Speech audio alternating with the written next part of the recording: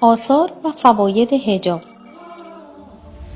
محافظت از زن در مقابل آزارها، حمایت دیگران از افتادن در دام فتنه و حمایت جامعه در رویارویی با امواج پرتلاطم رذایل اخلاقی و خواهشات نفسانی. حجاب پدیده‌ای که الله متعال رعایت آن را بر زن مسلمان فرض قرار داده و به وی امر نموده تا به وسیله آن خود را از دید مردان نامحرم بپوشاند، حتی اگر آن فرد نامحرم خویشاوندش باشد. حجاب شرعی عبارت است از پوششی که کل بدن زن را بپوشاند و دارای شرایط زیر باشد: 1. شفاف و نازک به گونه‌ای نباشد که بدن زن نمایان گردد. 2. لباس زن مسلمان نباید تنگ و چسبان باشد تا اندام وی پدیدار نشود. 3. نباید با زیورآلات و رنگ‌های خیره کننده آراسته شده باشد. 4. نباید با عطر و خوشبو کننده های جذب کننده معطر شود. 5.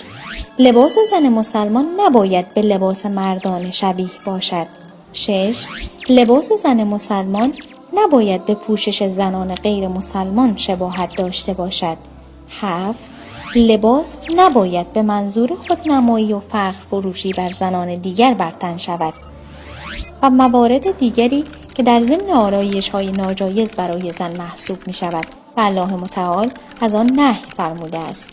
الله متعال خطاب به زنان مسلمان می فرماید: وقرن في بيوتكن ولا تبرجن تبرج الجاهلية الأولى و در خانه‌هایتان بمانید و به شیوه دوران جاهلیت پیشین اظهار زینت نکنید.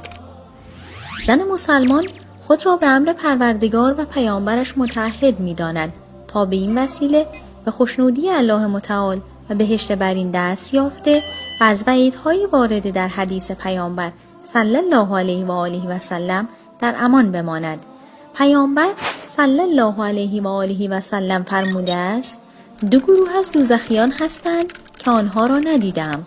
گروهی که تازیانه هایی چون دم گاو با خود دارند و با آن مردم را میزنند، و گروه دوم زنان نیمه برهنه‌ای که لباس دارند اما در حقیقت برهنه‌اند و از راه درست و از مسیر اطاعت پروردگار منحرف هستند و دیگران را نیز به انحراف و فتنه میکشانند. سرهایشان را مانند کوهان شتر برآمده میسازند. اینها وارد بهشت نمیشوند و بوی بهشت به مشامشان نمیرسد، در حالی که بوی بهشت از مسافتی دور احساس می شود.